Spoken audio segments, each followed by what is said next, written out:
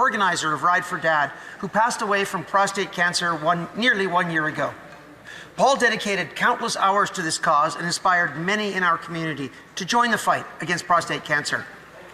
More than 5,300 Canadian men die from this disease every year, accounting for approximately 15% of cancer deaths among men in Canada.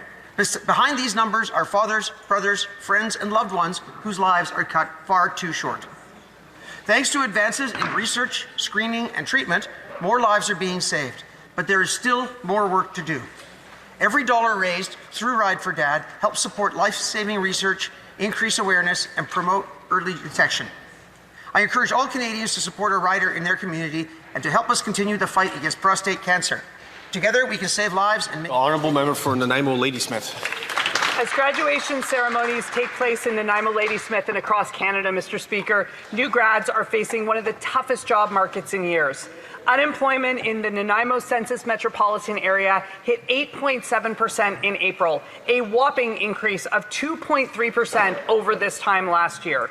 Youth unemployment is up a half percentage point to 14.3% nationwide, and Statistics Canada revealed this morning that Canada is the only G7 country in a recession. Our young people have the talent, determination, and ambition it takes to succeed. They have done everything we've asked, studied hard, developed their skills, and overcome obstacles. But what they need are opportunities to gain experience, build careers, and make enough money to put down roots in the communities we call home. To the graduating class of 2026, congratulations on your achievements. Your future matters, your contributions matter, and Canada needs your talent more than ever. We keep fighting for the opportunities you need. Member for Ottawa West Nepean. Mr. Speaker, last week I was honoured to join the Jewish Community Centre of Ottawa as it celebrated the 75th anniversary at the Soloway Centre in my riding. I heard heartwarming stories of dances, children's camps, friendships, and even marriages that began there. Photos from the 1950s to today reflected a generous and thriving community that has contributed so much to our city. Speakers at the event emphasized how welcome they feel at the Jewish Community Centre, something that is sadly not always the case everywhere. With deplorable and increasing anti-Semitic incidents like the despicable effigies in Montreal this week, this makes a joyful space like the Soloway Centre so much more important. In addition to being a welcoming space for the Jewish community, the Soloway Centre also welcomes the broader community. I thank the JCC for all it does to support our city and our neighbours. Thank you, Mr. Speaker. The Honourable Member for Sherwood Park for Saskatchewan.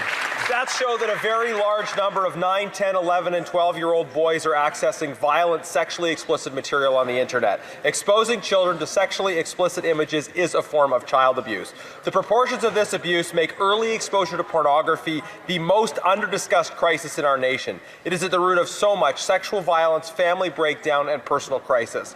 There is an urgent need to protect young children from the abuse that they so regularly experience through being shown violent sexual images online.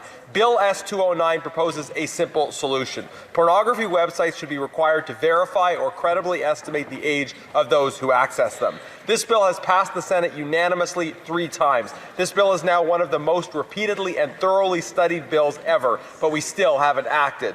We are past due for action, and I hope that this Parliament is the one that finally acts to protect kids from abuse, women from violence, and families from crisis by completing the work on Bill S-209. You're here. The Honourable Member for Thérèse de Blainville.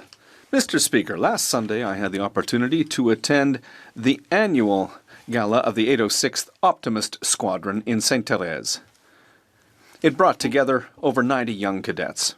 What a great organization for learning leadership and civic commitment. I'd like to congratulate all the cadets for their participation and their commitment, and in particular, our local Blainville resident, Raphaël Chiquan, who was accorded an exceptional honor. At just 17 years old, she received the Lord Strathcona Medal for her leadership and dedication, the highest honor that can be awarded to a cadet. For over 2 years, she has been flying planes and is actively involved in our community. Through her determination and passion, Raphael is a true source of inspiration for her peers and a powerful example of what our youth can achieve. Attending this event reminds us that youth is not just the future. It's the present. And it's crucial to highlight young people like Raphael. It's through their active involvement that we build a strong Canada. The honourable member for Calgary Mid-Port. As an MP from Alberta, I can tell you that the foundation of our present environment is decades of being ignored or even harmed by years of ideological Liberal government. Albertans want to be treated as they feel about their fellow Canadians, with amity, with respect, and with the opportunity to not only grow as a province, but fully contribute to the Confederation. Sadly, this has not been the case. Liberal governments have perpetually ignored Alberta, stifled our growth, and therefore limited the growth of this nation, leading to our current situation of economic despair, no housing, and 2 million Canadians visiting food banks. I firmly believe that not only Albertans but Canadians deserve a government that will believe in every corner of this nation, that will allow Canadians to contribute and prosper to their full capacity. Only a federal Conservative government can save Canada. The honourable member for Outremont. Mr. Speaker, it's starting to feel like summer in Outremont, Mile End, and the Plateau. I want to salute all our shopkeepers, our restaurant owners, our cafes, all those who bring our streets to life. Bernard Avenue is once again a pedestrian zone this year. Children are playing in the street, parents are enjoying the terraces, and everyone gets an ice cream. Last week I was at Mile End en fait, with thousands of people thanks to the exceptional work of the SDC Laurier West, the Mile End Business Association, and Gabriel Dallaire and his entire team. This year, to hand out popcorn and lemonade to residents, I was lucky enough to have the incredible help of my daughter Ellie, who rose to the challenge with flying colors. In the Plateau, Mr. Speaker, it's the SDC Rue Saint-Denis and Pauline Béchou who've helped make the Montreal Comic Book Festival a resounding success. And on Mont-Royal Avenue, which will again be pedestrian all summer, the trade fair is in full swing until Sunday. So this summer, let's support our local businesses and fully enjoy our neighborhoods. Mr. Speaker, this morning we learned that Canada is now the only G7 country in a recession. Our economy contracted in both the last quarter of 2025 and the first quarter of 2026, 2 straight quarters of negative growth. Wow. This happened because this Liberal Prime Minister raised industrial carbon taxes, kept anti-development laws in place, and doubled Justin Trudeau's deficits. Every other G7 country faces the same tariff and global challenges, yet none are in recession, only Canada. Wow. This Prime Minister is now the only G7 leader to push his country into recession. Conservatives would cut taxes, repeal anti-development laws, control spending, and restore growth and investment to Canada's economy. It's time for the Liberals to realize their policies have failed and change course. Hear, hear. The honourable member for Laurentides-Labelle. He set our hearts ablaze Monday night as he carried the torch before the Canadiens game. And our hearts were broken yesterday with the news of his sudden death. Claude Lemieux, the most formidable competitor in playoff history, has left us at just 60 years old. 4-time Stanley Cup champion, including in 1986 with Montreal. MVP of the playoffs in New Jersey. An icon of the Colorado-Detroit rivalry of the 1990s. Claude Lemieux embodied the spirit of Quebec. Proud, tenacious, unable to give up. It was when it mattered most that we could count on him the most. His 80 playoff goals make him the 9th highest scorer in hockey history. On behalf of the Bloc Québécois, I offer our deepest condolences to his wife Deborah and his children, Brendan, Claudia, Michael, and Christopher. And Claude was our pride and joy in Mont-Laurier, where he grew up. I would also like to extend a special thought to Mr. and Mrs. Lemieux and to his brother Jocelyn, to whom I send all my love.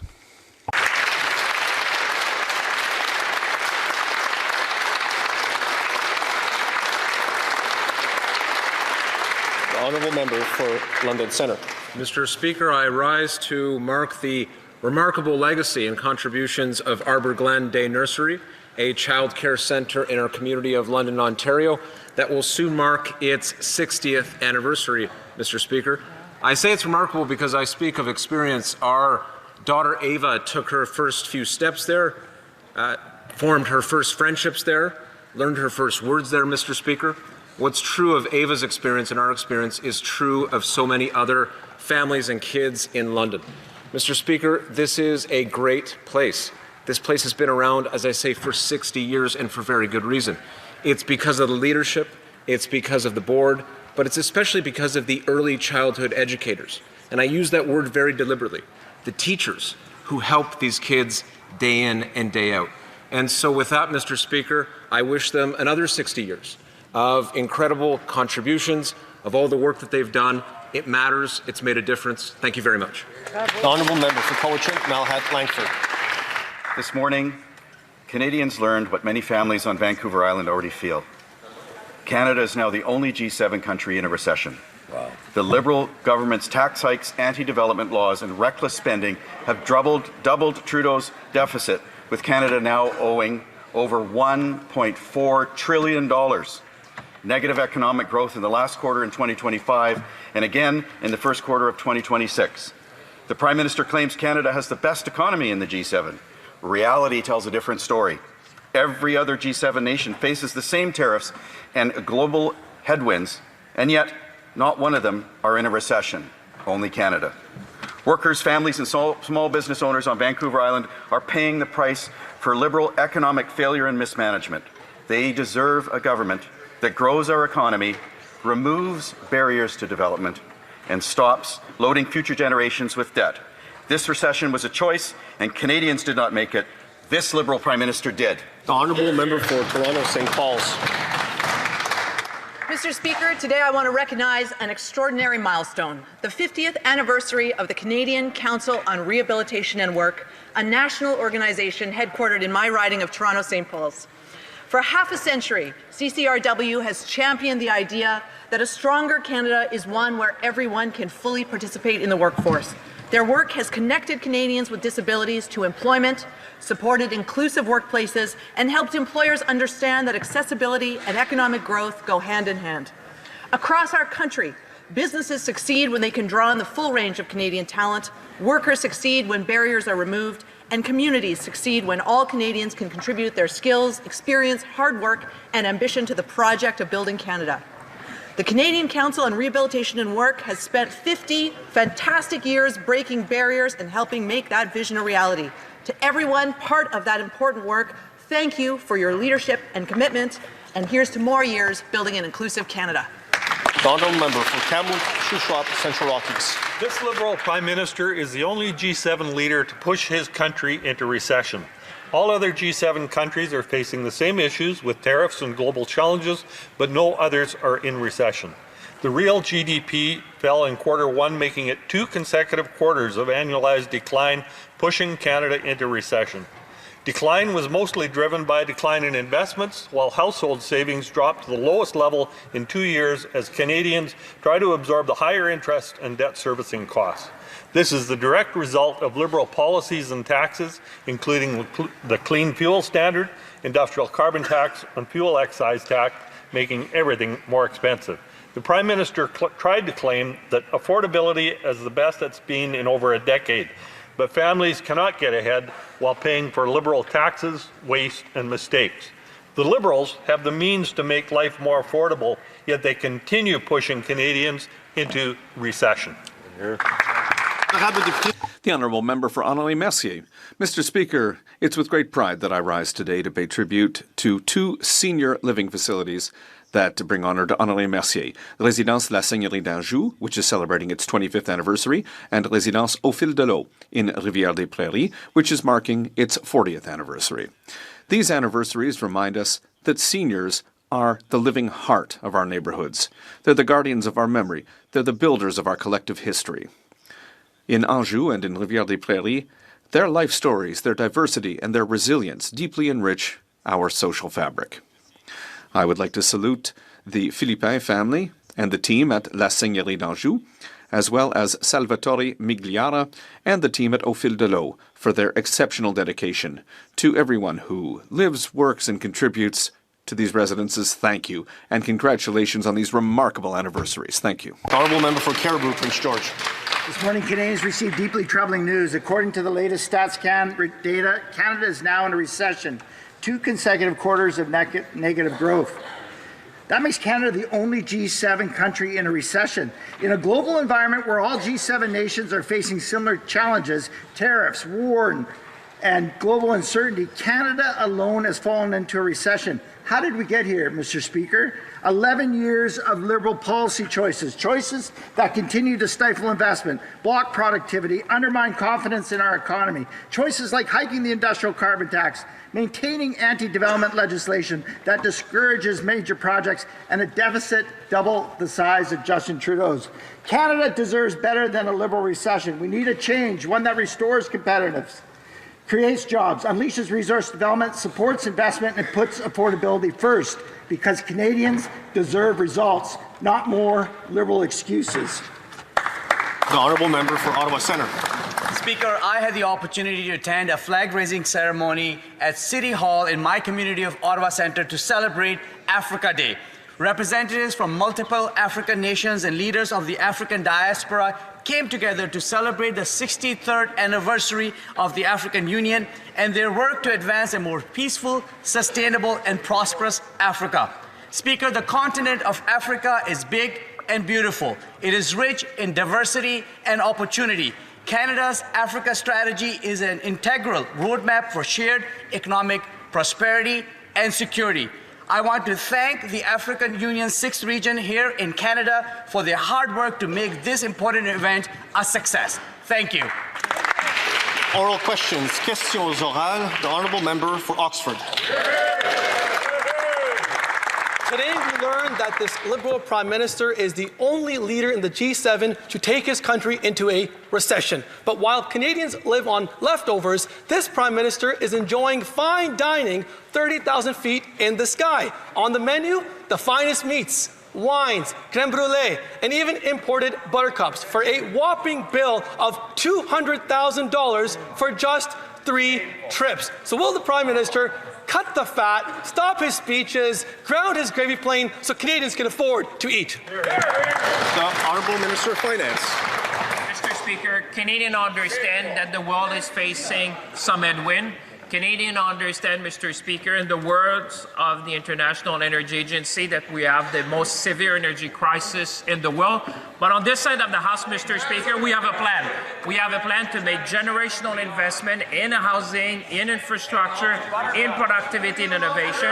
We have a plan to support workers, Mr. Speaker, and we have a plan to support Canadians with affordability. On this side of the House, Mr. Speaker, we're going to keep on working to build the strongest economy in the G7. The honourable member for Oxford.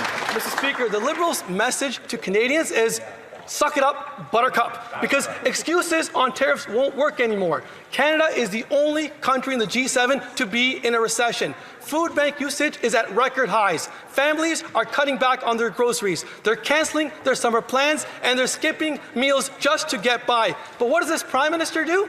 He blows $200,000 on fancy meals for himself. So does the Prime Minister not realize that this is Canada, not Brookfield, and the taxpayers are not his personal bankers? The Honourable Minister of Finance.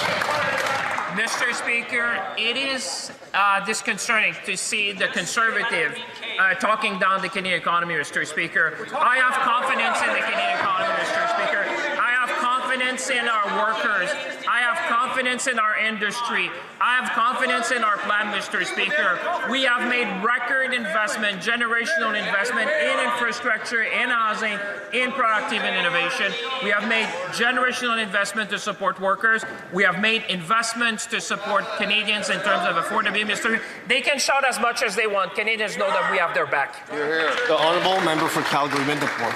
Well, Canadians have had it with this Prime Minister's costly credit card budget. The deficit is $65.3 billion, and this year Canadians will pay $58.7 billion on debt interest. Food inflation rose 3.8% in April, with gas prices surging 28.6% last month alone.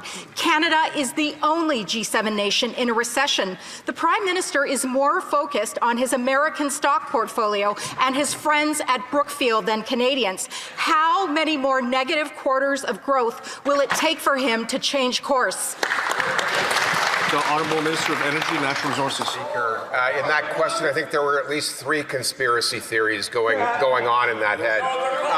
What we're doing is we're trying to build Canada strong. That's why we're building nuclear in Ontario. That's why we're building new wind and transmission in Nova Scotia and New Brunswick. That's why we're building new LNG and mines in British Columbia. That's why we're building everywhere across this country. That's why we're working with provinces and Indigenous peoples to respond to what we can control. They should get off the conspiracy theories and start working to build Canada. The Honourable Member for Calgary-Middelford. The hypocrisy is palpable. Canadians were promised relief, but the Prime Minister's costly credit card budget is driving up costs for Canadians while driving investment away. $20 billion of investment has left Canada in the last 4 quarters alone. Over $1 trillion has left since 2015. As a result, Canada is the only G7 nation in a recession. Instead of his friends at Alto and Brookfield, the Prime Minister should put Canadians first so that they can finally get ahead instead of constantly being left behind. How many more quarters of negative growth will it take for him to choose Canadians? The Honourable Minister of Energy and Natural Resources. Speaker, they really have to stop these conspiracy theories. When Canadian companies invest abroad, they're building strong. We've got the biggest single foreign investment in this country in over 2 decades. We look at Shell, who just invested $20 billion in this country. They can't actually see beyond their conspiracy theories. Mr. Speaker, we are building in every province in this country. They should start helping. The Honourable Member for Montmorency, Charlevoix. Mr. Speaker, people like Noël Richard, Christiane, Aaron all ask the same question. Why is it that asylum seekers, even those whose applications have been rejected and who should no longer be in the country, have access to free health care, while taxpayers like these people can't even get a GP? The interim federal health program has risen from $211 million to $1.5 billion in less than 10 years. Does the Minister of Immigration find it acceptable to offer free health care to non-residents while Quebecers can't even have access to a doctor? The Honourable Minister of Finance. Mr. Speaker, we are always available to look at the various programs that exist. My colleagues should be reassured by the fact that we identified $60 billion in savings throughout the various government departments. We understand that Canadians and Quebecers have been tightening their belts over the last while, and that's what we need to do at the federal level. We're always working to find savings within the government, to do more through technology, to improve our processes, and Canadians know we will always be there to help them. The Honourable Member for Montmorency, Charlevoix. Mr. Speaker, the vast majority of firearms used to commit crimes in Canada have never been legally owned and are mostly here through contraband. In over 80% of firearm homicides in 2024, the accused did not hold a valid license. As for the rest, the offences are largely linked to issues of mental health. Instead of investing in prevention, mental health, border security, tackling street gangs, the Liberals talking about spending $1 billion to target honest citizens. Why are the Liberals wasting taxpayers' money on programs that don't work? The Honourable Government House Leader. Mr. Speaker, it is precisely to support people who are acting legally with firearms that we are taking action. The real question is, why is it that 100% of the time Conservatives are opposed to each and every measure we put forward to limit assault-style firearms on the streets in Canada, to limit crime every time we try to do something to counter these criminal activities? We deal with headwinds from the Conservatives. Of course, we want to support legal owners of the Honourable Member for Berthier-Masquinongé. Mr. Speaker, the Prime Minister showed his true colors by stating that 50% plus one of the votes would not be enough to win a referendum. He has proven that he would trample on democracy if he was unhappy with the decision made by the people. He has proven his commitment to a long tradition of federalism that tramples on the right of peoples to self-determination. A federalism willing to cheat to win. Quebecers, on the other hand, are deeply democratic. They proved it by accepting the results of the 1995 referendum. Why is Canada fundamentally incapable of following the rules? The Honourable Government House Leader. Let's look back at the last few weeks in Quebec, Mr. Speaker. We had the largest order of aircraft from Airbus in Mirabel in the history of Canada. We have the start of the Nouveau Monde graphite work in this area. Lots of opportunities for employment there. The ports, we are focusing on the economy and opportunities for Quebec. What is the Bloc Québécois talking about? Rupture, instability, separation, referendum. The Honourable Member for Berthier-Masquis-Nongé. Mr. Speaker, the Prime Minister himself is the one who started this debate, not the Bloc Québécois. He referred to clarity, and he did so regarding a referendum in Alberta that the law doesn't even apply to. He can't help himself. He's absolutely determined to show that he won't respect democracy if he's not happy with the citizens' choice. The fact that he's so eager to launch this debate when it wasn't even necessary is telling, very telling. Why is he in such a hurry to prove he's willing to cheat to win? Government House Leader. Well, let's talk about democracy, Mr. Speaker. Let's talk about the process. There will be elections in Quebec in the fall. We haven't even got to that. Those elections, the equivalent party to the Bloc Québécois at the provincial level we have yet to see where things stand with them. Even if the Bloc Québécois does want to provoke a rupture, a separation, a secession that would destabilize the economy of Quebec. The Honourable Member for Laurentides-Labelle. Mr. Speaker, in 2 weeks' time, the Prime Minister announced that he would undermine democracy during a referendum by disregarding the 50% plus one rule. He announced a new pipeline with Alberta that crosses into another province's territory without that province's approval. He caused the former Environment Minister to resign over his shift toward the oil industry. He's shown himself to be an anti-democratic Prime Minister, advocating a predatory form of federalism in the service of the oil industry. All this in 2 weeks' time. How can the Liberals endorse this? The Honourable Minister of Finance. Well, if we want to talk about the announcements from the Prime Minister in Quebec over the last 2 weeks, let's talk about Global Eye, Mr. Speaker. This is an aircraft that will be built by a true flagship of the Quebec economy, Bombardier. Let's talk about Nouveau Monde Graphite, the largest graphite mine in all G7 countries, Mr. Speaker. And the Prime Minister himself was announcing that. On this side of the House, Mr. Speaker, we will always fight for investments in Quebec to build a stronger Canada together. I'm Lady Smith. On World Hunger Day, food security organizations came to the Finance Committee and told us that more people from more demographics are using food banks more often in Canada. 43% of Canadians now say that the cost of groceries severely affects their ability to access food, and food inflation in Canada remains the highest in the G7. The Prime Minister promised to lead, and he did. Straight to the only recession in the G7. More costs, more taxes, more debt on the national credit card. When's the Prime Minister going to show us that he's not just another Liberal and get serious about reducing the cost of food? Hear, hear. The Honourable Parliamentary Secretary to the Minister of Agriculture. Mr. Speaker, talking about seriousness, Canadian knows we are in the middle of a global economic disruption. Our Prime Minister is a serious person. He's working hard. He already cut taxes for 20 million Canadians. He also launched the National Food School program that helped families with affordability. And in addition, he proposed to launch very soon a national food security strategy that it really help families during this time of crisis. The Honourable Member for Nanaimo Ladysmith. 2 quarters of negative growth mean we're the only G7 economy in a recession. Excuses and deflection won't cut it. StatsCan has the receipts. Liberals chose to add more debt, more spending, more people. By doing that, they created more pressure on housing, healthcare, and food costs than the system can bear.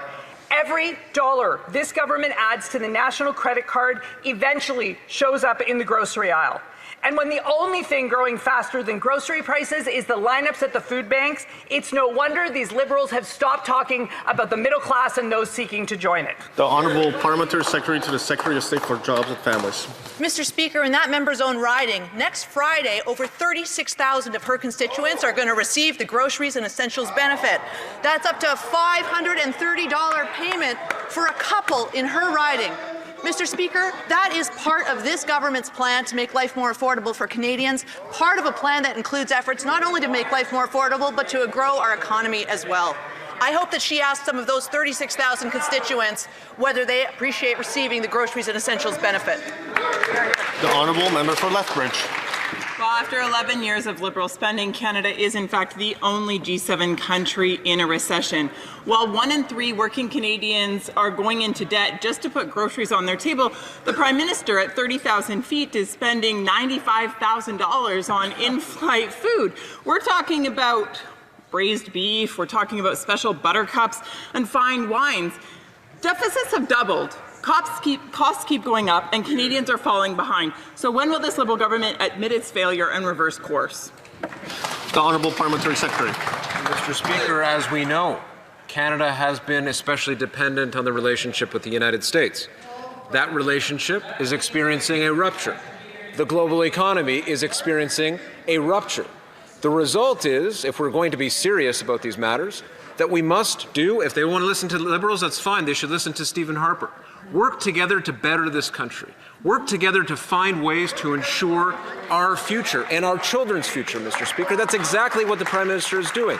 Diversification is a priority, building this country up, focusing on our resources, focusing on the infrastructure that will get our resources to market. The Honourable Member for Lethbridge. Those same global problems are being experienced by all countries within the G7, but only Canada's leader, only Canada's Prime Minister has led this country into a recession. Only Canada.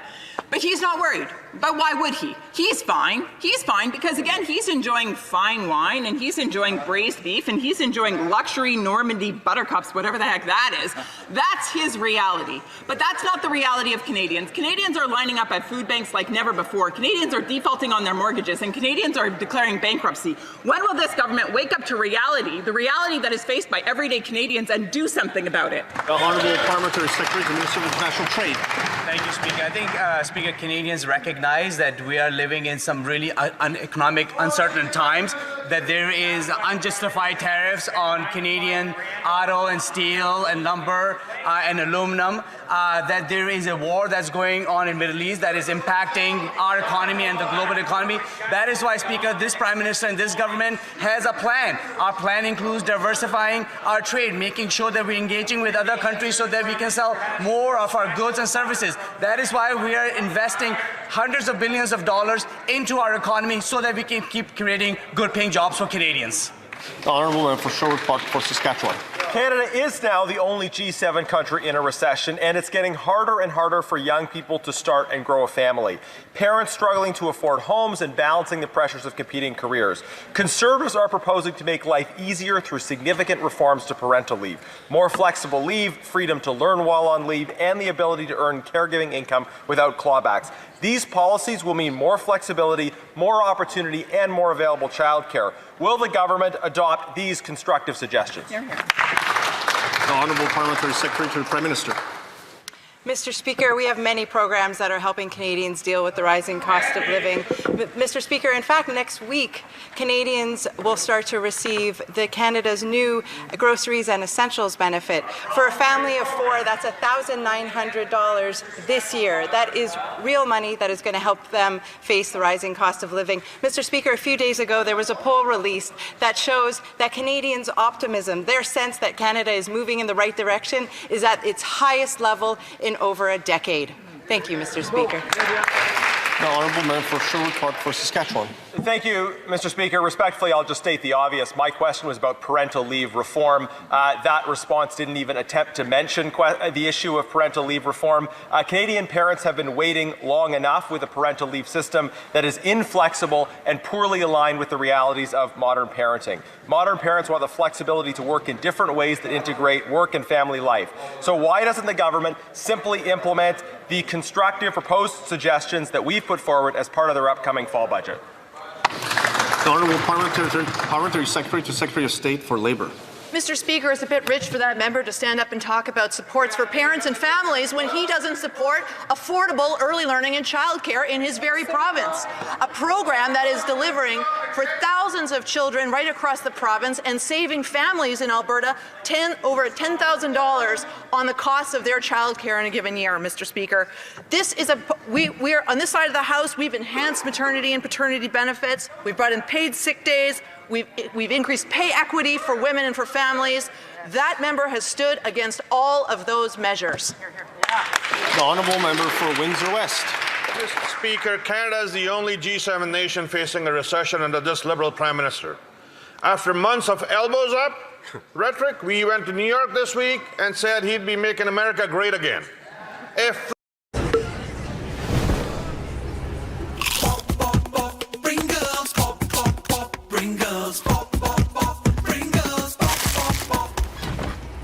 Pringles, bro.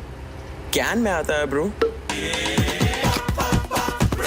Pringles. Once you pop, the fun don't stop.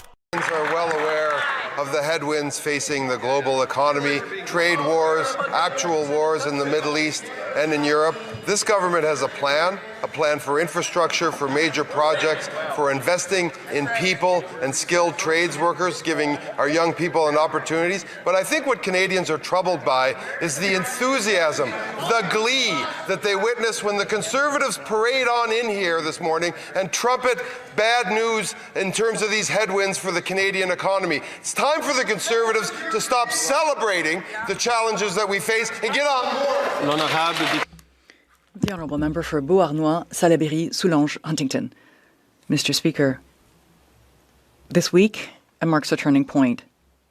The Prime Minister betrayal on climate change and the Liberals' electoral deceit on the environment, the Green banker, they sold us on, turns out, to have nothing green about him except his thirst for wads of cash drawn from black gold. And he's dragging all the Liberals down with him, the very same Liberals who ran on an election platform that mentioned the word climate change 28 times, but never once the word pipeline. Is there a single one of them who will refuse to be complicit in this betrayal? The Honourable Secretary of State for Nature. Thank you, Mr. Speaker. I thank my colleague, the member for Beauharnois, Salaberry, Soulanges, Huntington.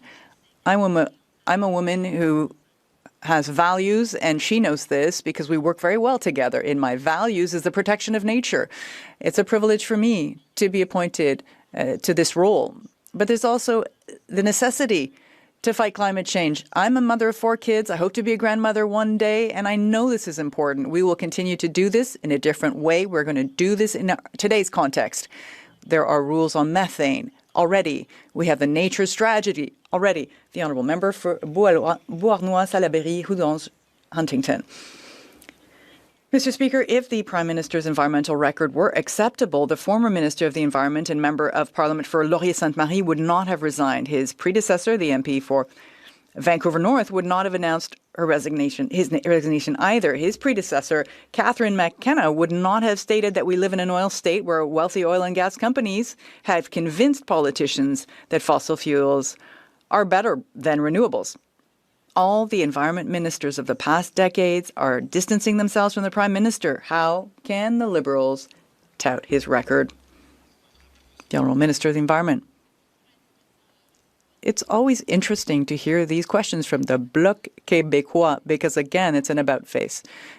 The Bloc Québécois leader himself was prepared to, and he supported drilling in Anticosti, but apparently now they've got a great interest in these matters. If we want to talk about what we're actually doing on this side of the House, we're continuing to fight climate change.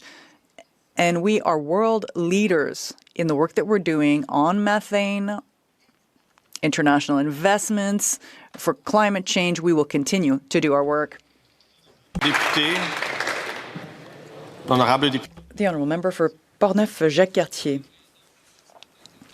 Mr. Speaker, we learned this morning that Canada is the only G7 country in a recession. Furthermore, a report shows that more than half of workers confirm the cost of living has worsened. The Prime Minister told young Canadians that they needed to make sacrifices, but he spends lavishly on the national credit card to fund, amongst other things, lavish meals on planes, while 2.2 million Canadians rely on food banks.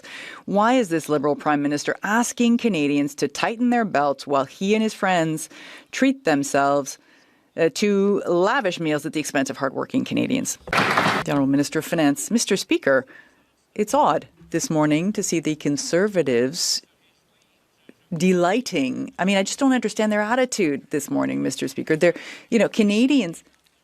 I know the people in Portneuf-Jacques-Cartier, those who are watching Question Period today, realize there are headwinds in the global economy, that there is also a conflict in the Middle East, the most major conflict when it comes to the energy sector. But the people of Portneuf, they know one thing. They know we have a plan to invest in our country, invest in our youth, our workers, and our industry, and that's precisely what we'll do.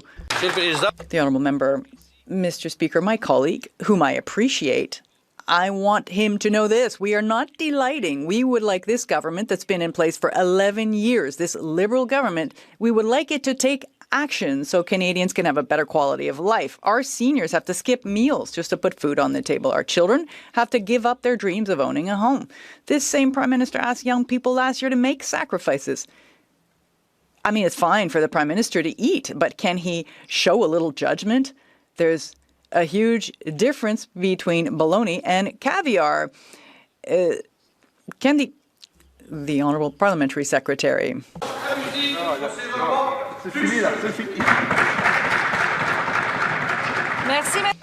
Thank you, Mr. Speaker. Thank you. Look, more rhetoric from the other side. On this side of the House, we know that the cost of living, the cost of housing, and food are extremely important for Canadians. We've got a tax cut for 22 million Canadians. There's also going to be the groceries and essentials benefit. Next week, the Canada Food Program, 400,000 young people. Build Canada Homes has agreements for tens of thousands of units to be built in the next few weeks. They voted against all of this. Why do they show such contempt for Canadians? Why won't they get out of this echo chamber and listen to Canadians? The honourable member for Louis Saint Laurent at Gwenrac. This morning, Canadians were very disappointed to hear that there is a recession. It's the only G7 country that is in a recession. Apparently, we are dealing with one of the most prestigious economists in the world leading this country. We have the worst economic record in the G7, but we have the worst inflation also, food inflation in G7 countries. 1 out of 3 workers have to borrow money to do their groceries. But the Prime Minister can spend $180,000 on 3 flights. Is the Minister of Finance proud of this Prime Minister when he's telling people that they have to tighten their belts? Let's be clear. Canada is not in a recession, Mr. Speaker. I could have said per capita, the GDP has increased in the first quarter, but I won't say that. I also said that financial markets have completely sidestepped that message. There's absolutely no agitation of financial markets on this front. But what I can say is that the Canadian economy is directly impacted by the trade war, directly impacted by the war in the Middle East. The costs of fuel are very high. Investment is down because of the uncertainty. The honourable member. The honourable member. How can the parliamentary secretary say something that simply does not reflect the truth? Are my colleagues aware of Statistics Canada? It's a Government of Canada agency, and they are saying that Canada is the only G7 country that is in a recession at a time when all G7 countries are facing the same challenges. But Canada is the only country that is in a recession. How can the parliamentary secretary say the opposite of the truth? Canadians are tired of this type of lie. The member for Louise Saint-Laurent-Akiawenrak knows very well that we cannot use the word lie in this House. We cannot say that another member's words were a lie. I would remind the member of this. The Honourable Parliamentary Secretary, please. With 750, I can manage my business on Tally Prime. Billing, invoicing, inventory, compliance, cloud access, all covered. That's actually a better investment to me. क्या आपके पास एक बढ़िया सा business idea है? तो उसे GoDaddy द्वारा एक डोमेन नाम दें। हर ऑर्डर में मिलेगा smart AI support GoDaddy arrow के साथ। GoDaddy के साथ अपनी ऑनलाइन सफलता की शुरुआत करें आज ही।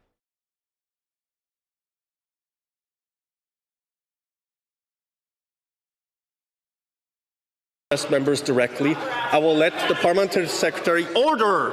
I will let the Parliamentary Secretary start from 20 seconds and finish his response.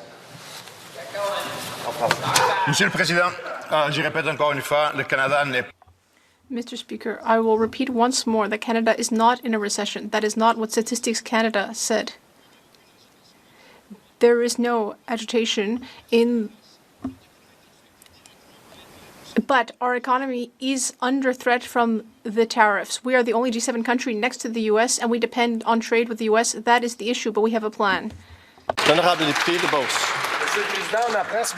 The Honourable Member for Beauce. Mr. Speaker, this morning we learned that Canada is the only G7 country in a recession. But despite this, a lot that was originally rented for $13,000 a year was then sublet to the federal government for $20 million a year. So it went from $13,000 to $20 million. And they've thrown hundreds of millions of dollars into the garbage. Can this government stop wasting Canadians' money? The Honourable Parliamentary Secretary. Having a sovereign space launch capacity in Canada, Mr. Speaker, will enable us to have more well-paid jobs, strengthen our sovereignty, and reduce our dependence on the U.S. We will be able to support our commercial space launch and reentry capacity. This can represent up to $40 billion. That is what we are investing in. These are essential capacities that protect Canada and will lead to very large economic benefits for Canada. Mr. Speaker, the Victoria Cross is the highest military honor Canada awards for acts of extraordinary valor. It was created in 1993, yet has never been awarded. Constituents in my riding are calling for an independent review of military decorations from the Afghanistan mission. The time for action is now. Mr. Speaker, can the Parliamentary Secretary for the Minister of National Defence inform this House how the government is committed to a fair and transparent process to honour